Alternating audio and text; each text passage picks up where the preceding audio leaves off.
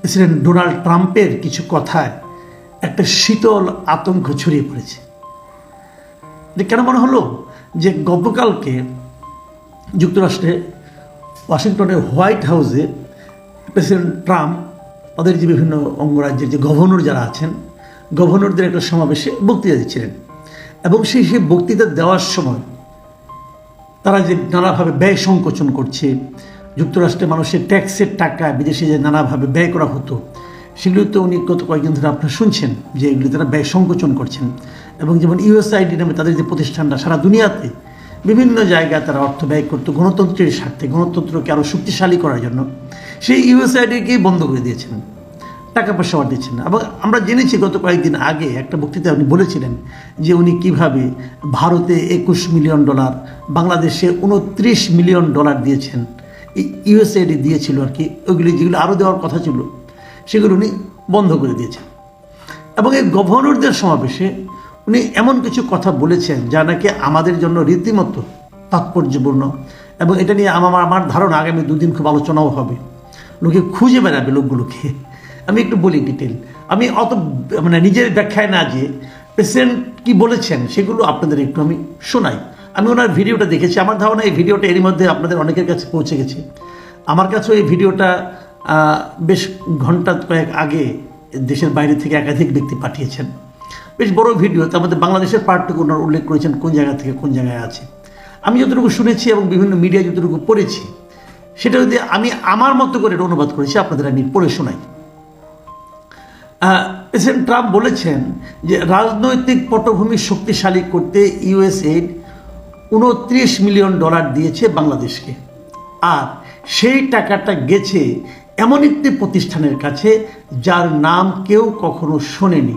খেয়াল করুন, তার মানে এই বিশাল অঙ্কের টাকা বাংলাদেশের এমন একটা প্রতিষ্ঠানের কাছে গিয়েছে যেটা খুব বিখ্যাত কোনো প্রতিষ্ঠান নয়।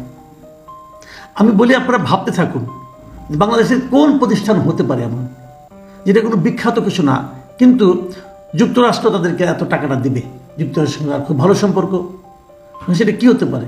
আনফর্চুনেটলি ডোনাল্ড ট্রাম্প তার নাম বলেননি, কিন্তু নাম না বলে আরও কিছু কথা বলেছেন, সে আলোচনায় আমি আসছি যাতে নাকি আপনি একটা ধারণা পেতে পারেন। এতে ভালো আছে মন্দ আছে সে আলোচনাটা করবো একটু পরে আমি। তিনি বলেছেন, তার ভাষায় যদি আমি হুবহু বলি, হুবহু বলেছেন যে তারা $29 মিলিয়ন, $29 মিলিয়ন মানে কত?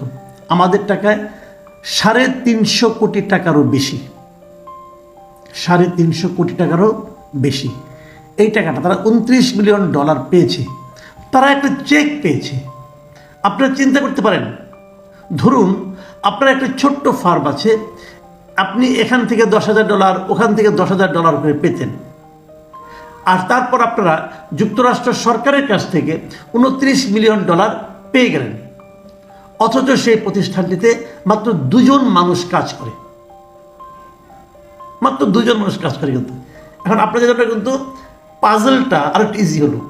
আপনি এটা জানতে পারলেন প্রতিষ্ঠানটা ছোট ছোট কেন? তারা এই $10-20 হাজার বিভিন্ন জায়গা থেকে নিয়ে টিয়ে কাজ করতে এতদিন, হঠাৎ করে তারা $29 মিলিয়ন পেয়ে গেল, মানে 350 কোটি টাকার বেশি পেয়ে গেল। এবং সেই প্রতিষ্ঠানে কাজ করে কজন? মাত্র 2 জন মানুষ। এখন আপনি ভাবুন কোন কোন প্রতিষ্ঠানে অথবা এনজিওতে মাত্র 2-3 জন লোক কাজ করে, খুব কম লোক কাজ করে, চিন্তা করলে হয়তো পেয়ে যাবেন, অথবা খোঁজ করতে থাকুন।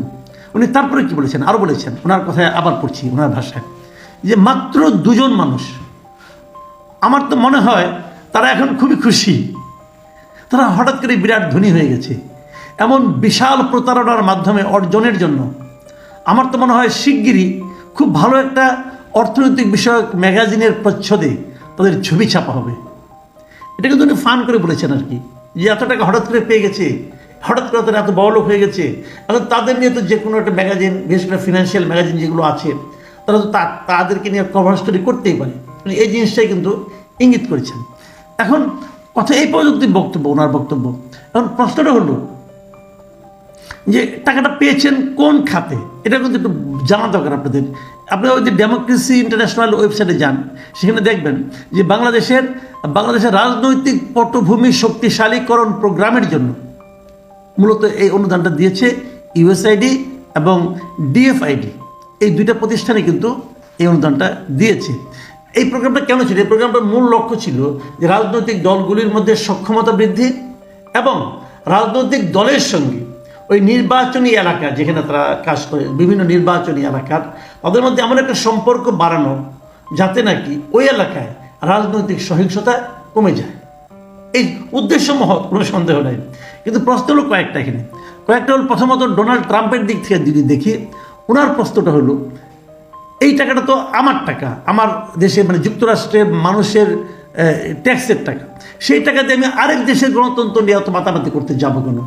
এটা ডোনাল্ড ট্রাম্পের যে বেসিক যে ফর্মুলা এবার ইলেকশনের যে কথাটা বলেছেন যে আমেরিকা ফার্স্ট, মানে উনি আমেরিকাকে নিয়ে ভাববেন, এর বাইরে কিছু ভাবতে চাচ্ছেন না, সেই ভাবনার সঙ্গে কিন্তু এটা যায় না, সঙ্গতিপূর্ণ নয়। সেক্ষেত্রে উনি এটা বন্ধ করে দিয়েছেন। কিন্তু এটাই ছিল মূল লক্ষ্য এই টাকাটার। এবং এই একটা প্রকল্প নেওয়া হয়েছিল, ওদের পক্ষ থেকে নেওয়া হয়েছিল, যে প্রকল্পের সময়সীমা ছিল 2017 থেকে 2024 সাল পর্যন্ত। মানে গত বছরই ছিল এই প্রকল্পের শেষ সময়। মানে ওই প্রকল্পটা আসলে নেই এখন, তারপরে হয়তো আরও দেওয়ার কথা ছিল, যেটা নাকি ট্রাম্প এসে বন্ধ করে দিয়েছেন। তাহলে এখন যদি আমরা এটাকে আরেকটু ঘুরিয়ে দেখি, তার মানে যেটা নাকি আওয়ামী লীগরা বলার চেষ্টা করেন যে যুক্তরাষ্ট্র এখানে বিপুল অর্থ বিনিয়োগ করেছেন কেন? যে আওয়ামী লীগের বিরুদ্ধে আন্দোলনটাকে চাঙ্গা রাখার জন্য হতে পারে। আবার মাত্র দুজন লোক তারা টাকাটা মেরেও দিতে পারে, অথবা নিজে যেহেতু মানে খুব একটা অপরিচিত, নিজেদের লাভের জন্য তারা মেরে দিয়েছে এবং হয়তো যুক্তরাষ্ট্রকে দেখিয়েছে যে শেখ হাসিনা পতনের সঙ্গে আমরা ব্যয় করেছি। এটাও হতে পারে, আমি জানি না আসলে ঘটনাটা কী ঘটেছে। কিন্তু আমি যেটা মনে করি যে এখন যে আওয়ামী লীগ যে কথাটা বারবার বলছিল যে আমাদের পতনের জন্য যুক্তরাষ্ট্র ষড়যন্ত্র করেছে, যুক্তরাষ্ট্র বিনিয়োগ করেছে, সেই অভিযোগটা কিন্তু আমার মনে হয় আরও দৃঢ় ভিত্তি পাবে এই ঘটনার পর, ট্রাম্পের এই বক্তব্যের পর। কিন্তু আমি মনে করি আমাদের দেশের পক্ষ থেকে, আমাদের পররাষ্ট্র মন্ত্রণালয়ের পক্ষ থেকে যুক্তরাষ্ট্রের যে দূতাবাস আমাদের এখানে আছে তাদেরকে প্রশ্ন করা উচিত, তাদের কাছে জানতে চাওয়া উচিত যে এই টাকাটা কোন দুজন ব্যক্তিকে দেওয়া হয়েছে। এটা জানার তো অধিকার আমাদের থাকতে পারে।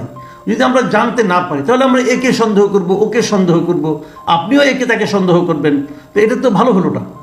কাজে আমাদের জানাই উচিত।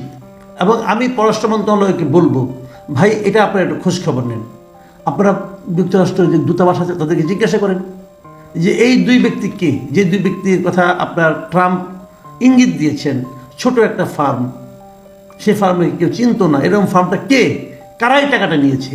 তারপর তাদেরকে ধরেন, ধরে জিজ্ঞাসা করেন তুমি এই টাকা নিয়ে কী করেছো।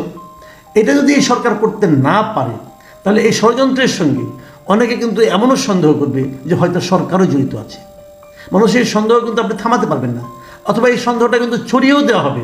কেউ ইন্টেনশনালি ছড়িয়ে দেওয়ার চেষ্টা করবেন, আপনাদের লাভ হবে না কোনো। কারণ বরং ট্রান্সপারেন্সি স্বার্থে হলো আপনাদের এই খবরটা নেওয়া উচিত। তারা কি নেবেন? আমরা বরং অপেক্ষা করি দুদিন, দেখি কি হয়।